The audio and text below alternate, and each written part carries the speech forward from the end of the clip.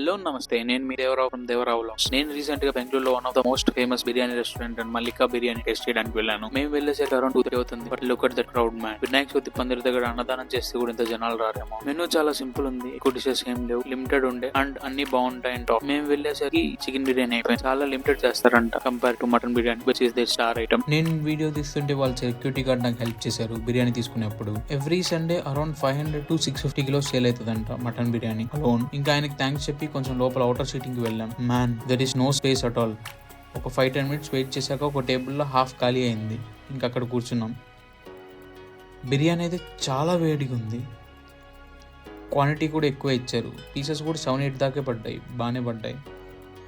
వీళ్ళు కట్టెల పొయ్యి మీద కుక్ చేస్తారంట. ఆ బిర్యానీకి అరోమా బాగా తెలుస్తుంది. ముక్కిరిపి చూపిద్దామంటే చేయి కాలిపోయింది, చాలా వేడిగా ఉండే. అలా ఒక ముక్కిరిపుకొని రైస్తో పాటు అలా తింటే ఆహా, టేస్ట్ అమోఘం గురు. ఆ స్పైస్ పర్ఫెక్ట్ ఉంది.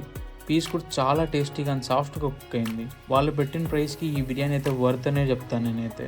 అందుకే అంత జనాలు కూడా ఉన్నారు. ఈ మల్లికా బిర్యానీని స్టార్టింగ్లో 10,000తో స్టార్ట్ చేశారంట 2015లో. ఇప్పుడు ఇంత కెపాసిటీ ఉన్న ప్లేస్ కూడా సరిపోవట్లేదు, అంత ఫేమస్ అయింది because of their quality, quantity and taste. చూడండి, ఎక్కడ చూసినా ఫుల్ జనాలే, ఏ ప్లేస్ ఖాళీ లేదు. ఇంక ఇక్కడ తందూరి గ్రిల్, అలాగే మొజిటోస్, కుల్ఫీస్ అన్నీ దొరుకుతాయి. బయట కిల్లి ఉంటుంది. నాకైతే నచ్చలేదు.